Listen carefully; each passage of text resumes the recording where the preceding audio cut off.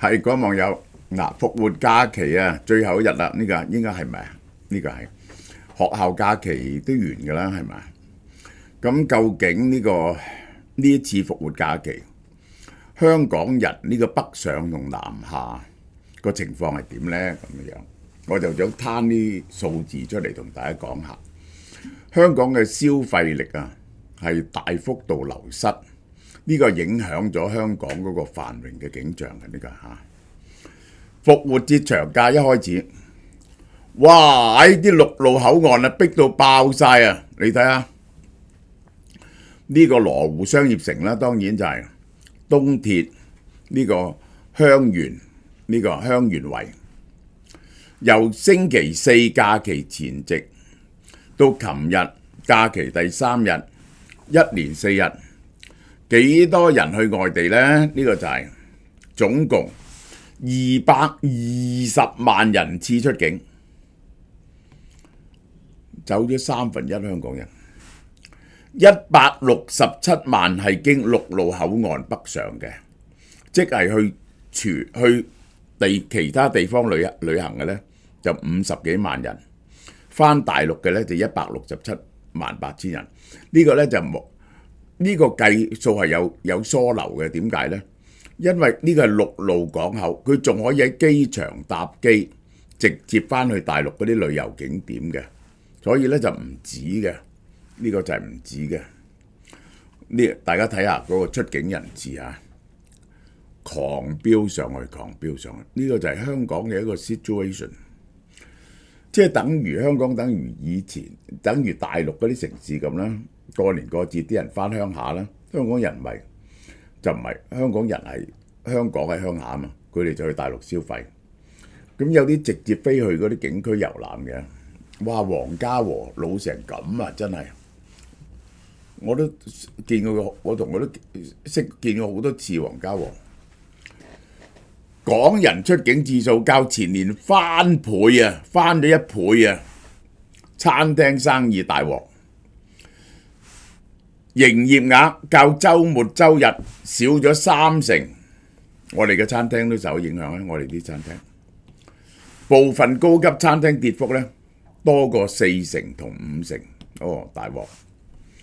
我哋啲生意係少咗2成度啦。我哋啲街坊生意，如果嗰啲唔係做街坊生意，做返工地方嗰啲生意呢，影響更加大，大跌30%。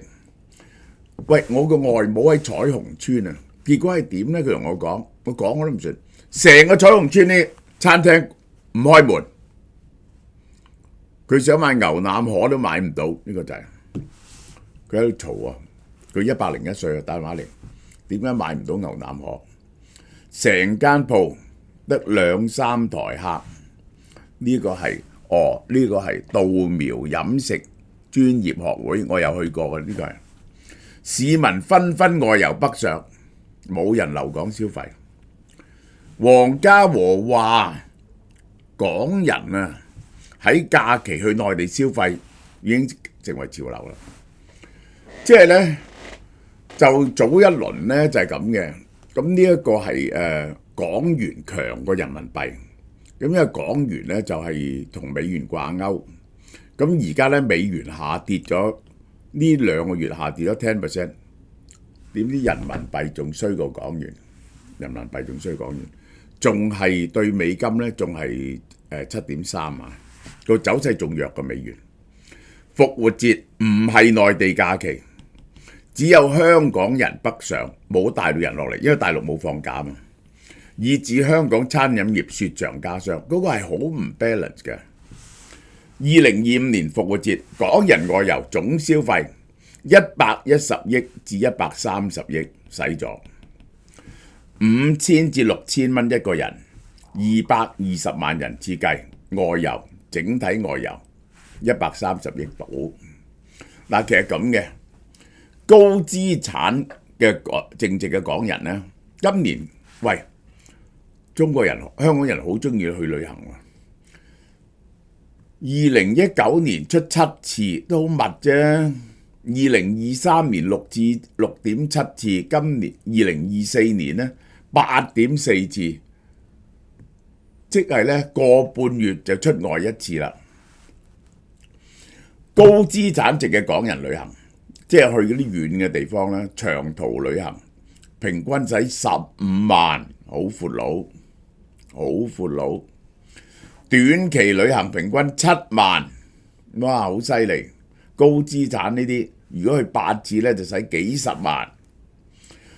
唔好計高資產啦，平均長期旅行46,800，短期旅行、短途旅行，即係去台灣啊、日韓啊，咁都要使3萬喎，都使20幾萬喎。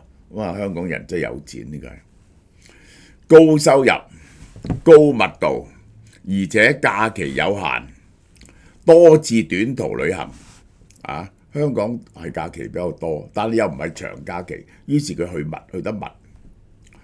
今年復活節假期呢，旅客入境人數只係出境人數嘅1/4，呢個就係出境人數。呢個出境人數，呢個呢就入境人數。復活假期佢哋冇假期啊嘛，呢個佢哋冇假期啊嘛，啊，清明好啲嘅，清明好啲。鼓推旅客在港總消費喺香港使幾多錢呢？係22億到25億，50萬人4500蚊到5000蚊到，咁所以呢，就流失咗100億，呢個假期流失咗100億。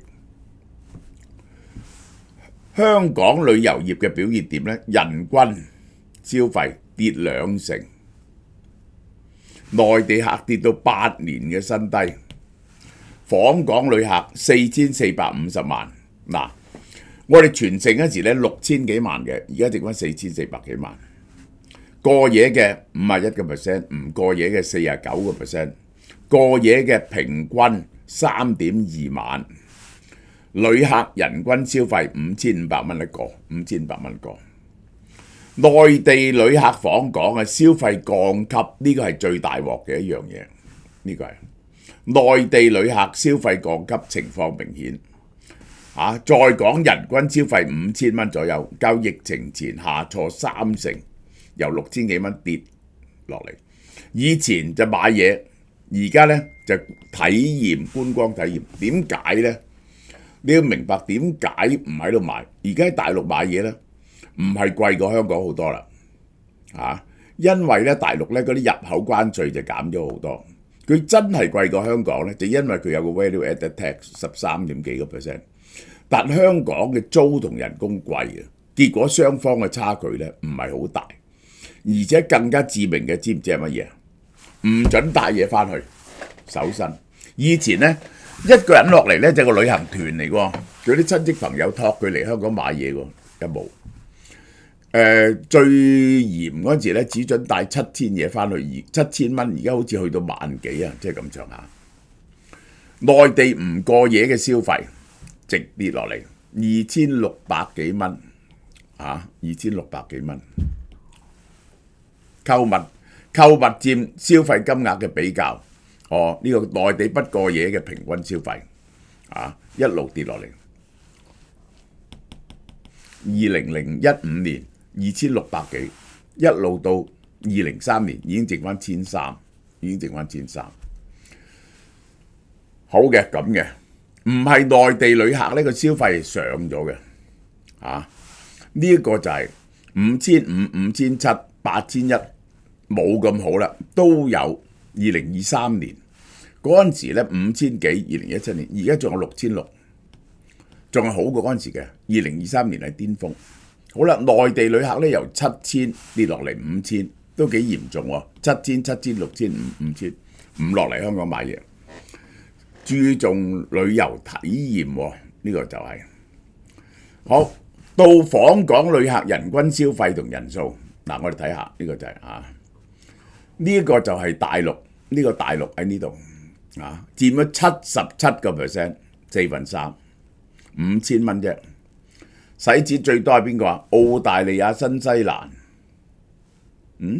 美國喺呢度8000幾、7000幾，歐洲呢啲係7000幾嘅，南亞、東南亞都8000喎，咁犀利喎，呢個係最慳嘅啦，呢個大陸客5000幾，北亞都好少少，呢個台灣人都6000幾，澳門梗係唔使錢啦。澳門內地遊客嘅旅遊嘅模式啊，以前嚟香港咧不停買嘢。嗱，我諗下你諗下買乜嘢？買金、買金器、買首飾、買鐘錶翻去。哇！嗰陣時喺大陸買唔到啊嘛。咁有樣嘢咧就曾經係大賣嘅喺香港，就係嗰啲化妝品啊、護膚品啦。所以嗰陣時莎莎賺咁多錢啦。咁後來咧就唔買啦。點解？大陸入口化妝品個關稅減咗好多，呢個就係唔需要喺香港買。咁但有啲嘢咧，以前喺香港買嘅，香港買嗰啲係正牌貨多啲，喺大陸買咧驚係冇牌貨。但而家唔買啦，到咗深度遊啊，內地旅客以前就只係買嘢，而家咧就唔係啊，食嘢啊，睇下風景啊，玩主題樂園啊，參與文化活動，已經高級咗啊，高級咗啊！好多內地遊客嚟香港去迪士尼樂園啊、海洋公園、M+ 博物館、西九文化館品嚐米芝蓮美食，而唔係一味瘋狂掃貨。而家有一度好嘅就係啟德開咗之後呢，佢哋係可以呢個係落嚟睇演唱會嘅，睇完演唱會仲可以翻去嘅11點仲可以翻去嘅24小時通關。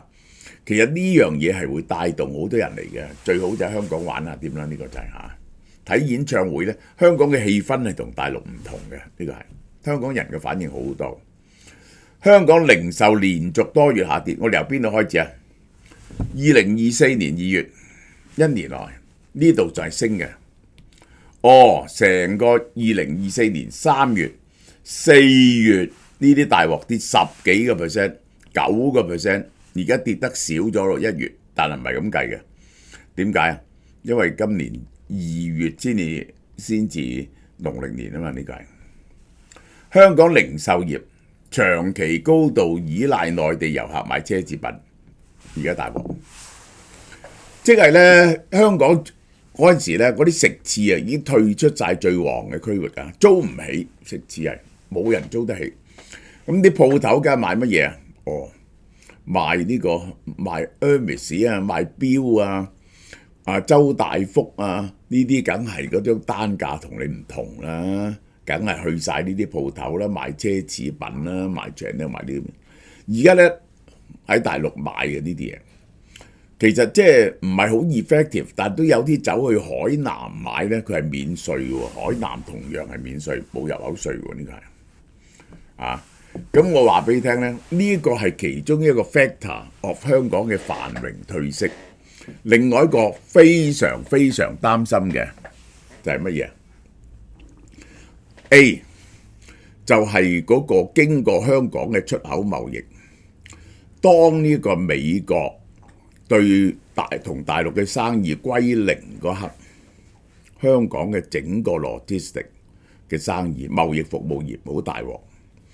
而如果大陸啲貨繼續去傾銷去歐洲，俾人哋又限制，去東南亞俾人限制咧，香港就翻去1950幾年韓戰嗰時，我記得咧周街都失業，啲人就係第二就大陸人冇咗錢，香港嘅房地產咧仲支唔支持得住咧？好啦，嗱呢啲酒好抵嘅嚇，遠騰溪流純米吟釀呢間係名牌嚟嘅，100幾年歷史啦，日本遠騰79蚊。呢個黑牌係清涼啲嘅，呢隻68蚊，呢個係吟釀嚟㗎嚇。好啦，呢一隻咧就係Rosé 葡萄牙嘅 Rosé，好靚啊，48蚊。呢支係法國嘅呢個Sparkling Wine 39蚊。呢4支咧係智利嘅28蚊支啫，冚唪唥飲得過㗎啦，智利酒28蚊係大減價，呢個係